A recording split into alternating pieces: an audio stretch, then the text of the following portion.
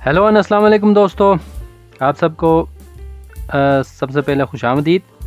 इस चैनल का नाम कानून नामा है और इस चैनल पर हम तमाम स्टैट्यूटरी लॉस ऑफ पाकिस्तान को section two section wise study भी करते हैं और इसके अलावा केस लॉस और इलस्ट्रक्शन से उनको समझने की कोशिश करते हैं। और इसी सिलसिले में आज का हमारा वीडियो लेक्चर है वो ट्रांसफ़र ऑफ सिविल सूट्स के बारे में है, जो कि सेक्शन 22 टू 25 CPC पर मुश्तमिल है। इन सेक्शन को बाकायदा तौर पर शुरू करने से पहले मैं आप सबसे रिक्वेस्ट करना चाहूँगा कि आप इस चैनल को लाइक और सब्सक्राइब करें और बेल नोटिफिकेशन को पुश कीजिएगा ताकि आपको फर्दर डिटेल आपको वीडियोस के बारे में मिलती रहे। सबसे पहले हम जल्दी से ये समझने की कोशिश करेंगे कि ट्रांसफ़र ऑफ सूट्स की ज़रूरत क्यों पड़ती है, ट्रांसफ़र करने की ज़रूरत क्यों पड़ती, क्यों पेश आती है। इसके बहुत सारे वजूहात हैं जो कि ये हैं।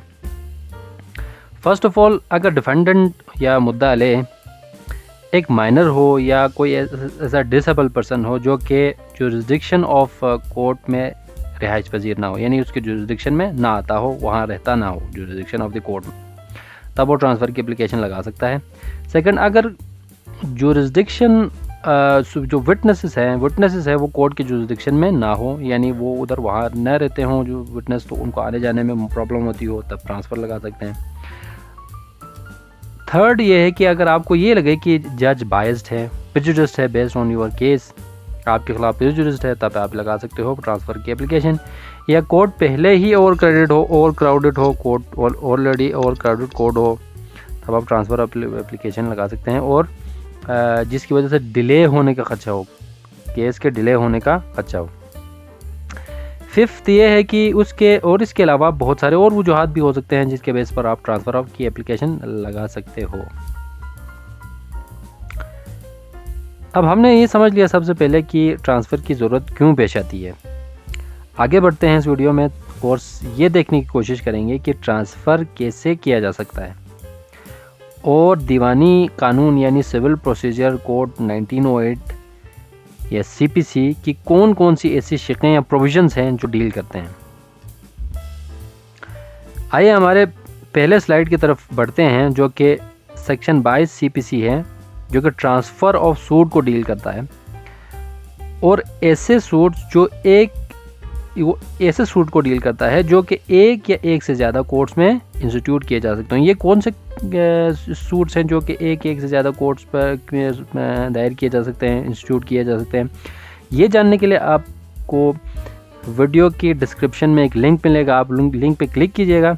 उस लिंक पे क्लिक करने के बाद आप उस वीडियो को देख सकेंगे और जान सकेंगे कि कौन से ऐसे सूट्स हैं जो कि हम एक या एक से ज़्यादा कोर्ट्स में दायर कर सकते हैं। अच्छा, और अगर सूट किसी एक कोर्ट में दायर किया गया हो, यानी एक से ज़्यादा कोर्ट में दायर किए जा सकते हैं, और सूट अगर एक कोर्ट में दायर किया गया हो, यानी डिफरेंट जुरिसडिक्शन है कोर्ट के सूट केस की, तो उसमें से एक जुरिसडिक्शन को चूज़ किया गया है, तो उसको ट्रांसफ़र करने का तरीका ये है कि कोई भी डिफेंडेंट उसमें से सूट में जो भी डिफेंडेंट हो, उस सूट में उस केस में जो भी डिफेंडेंट होगा, मुद्दाले होगा, वो दूसरी पार्टी को नोटिस देने के बाद सूट के लिए ट्रांसफ़र के लिए अप्लाई कर सकता है। मज़ीद इस सेक्शन का बयान ये है कि कोर्ट ट्रांसफ़र की एप्लीकेशन के जांच पड़ताल के बाद, यानी उसको जांचने के बाद, उसको डिटर्मिन करने के बाद ये फैसला करेगी ये केस कौन से कोर्ट में चलेगा, ये केस कौन से कोर्ट में चलेगा।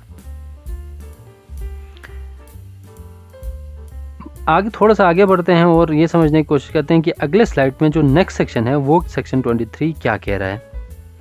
सेक्शन 23 जो कि इस चीज़ को बयान कर रहा है कि हायरार्की ऑफ कोर्ट्स को मद्देनज़र रखते हुए हमने ट्रांसफ़र के लिए कहाँ अप्लाई करना है, यानी कोर्ट्स की हायरार्की को देखते हुए हमने कहाँ अप्लाई करना है। हायरार्की से क्या मुराद है, क्या मतलब क्या है? लोअर टू अपर कोर्ट्स, यानी मिसाल के तौर पर अगर सिविल जज लोअर में हैं तो उससे ऊपर सीनियर सिविल जज, उससे ऊपर सेशन, उससे ऊपर हाई कोर्ट, फिर सुप्रीम कोर्ट। तो इस हायरार्की को देखकर हमने कहाँ अप्लाई करना है ट्रांसफ़र के लिए। तो सबसे पहले अगर फर्स्ट ऑफ ऑल अगर इन कोर्ट्स कि जहां हम ट्रांसफ़र कराना चाह रहे हैं हैं उन कोर्ट्स की सेम एपेलेट जुरिसडिक्शन हो, यानी जिस कोर्ट में हम ये केस ट्रांसफ़र कराना चाह रहे हैं उसकी एपेलेट जुरिसडिक्शन, एपेलेट कोर्ट जो है वो सेम हो, तो एप्लीकेशन एपेलेट कोर्ट में जाएगी। मिसाल के तौर पर अगर दो कोर्ट्स हैं, court A and court B, दोनों का जो है ना एपेलेट कोर्ट जो है डिस्ट्रिक्ट एंड सेशन जज एक ही है, district and session court, district court एक ही है, तो हम कहाँ अप्लाई करेंगे? डिस्ट्रिक्ट कोर्ट में, डिस्ट्रिक्ट एंड सेशन जज के पास, डिस्ट्रिक्ट एंड सेशन जज के पास हम एप्लीकेशन दायर करेंगे।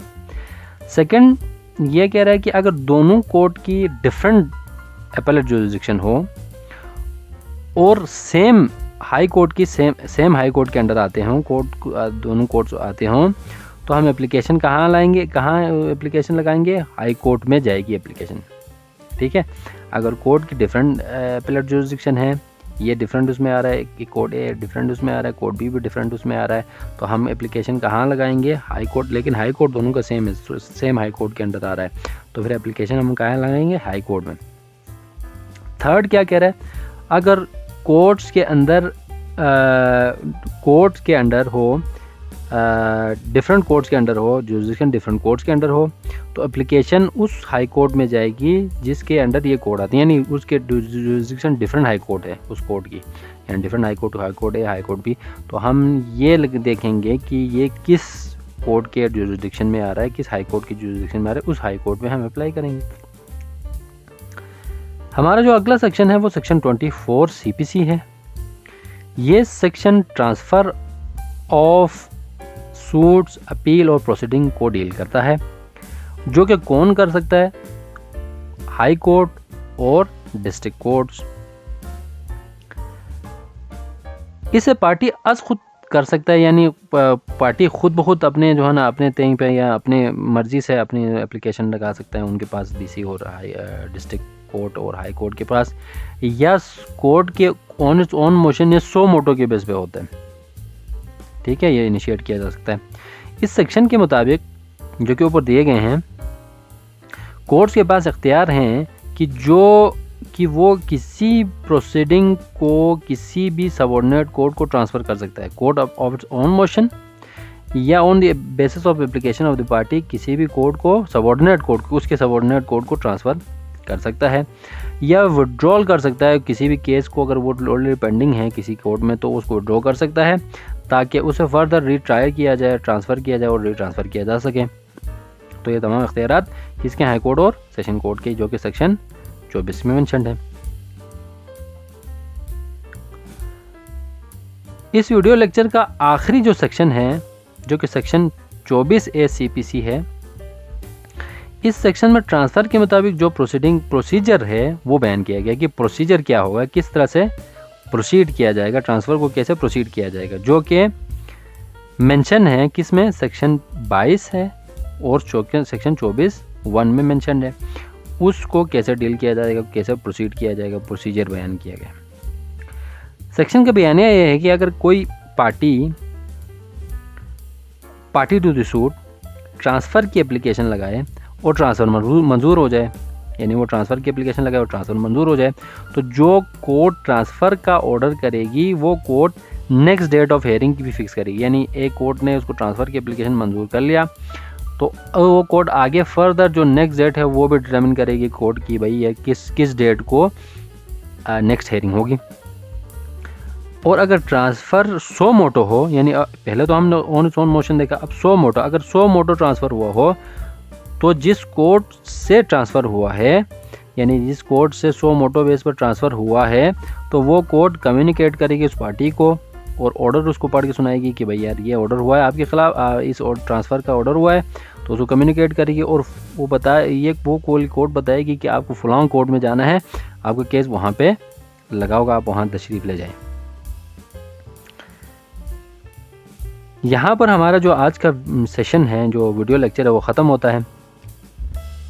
इस वीडियो में हमने जानने की कोशिश किया है कि ट्रांसफ़र ऑफ सिविल सूट क्यों और कैसे कराए जा सकते हैं और कानून के कौन कौन से प्रोविजंस इसको डील करता है और इसका प्रोसीजर भी क्या है। तो हमने इन सबको डिटेल से इस वीडियो लेक्चर में जानने की कोशिश की है। हाँ, अगर आपको ये वीडियो अच्छी लगी हो तो इस वीडियो को शेयर और लाइक ज़रूर कीजिएगा और कमेंट में हमें जो है ना फीडबैक ज़रूर दीजिएगा। Thank you so much.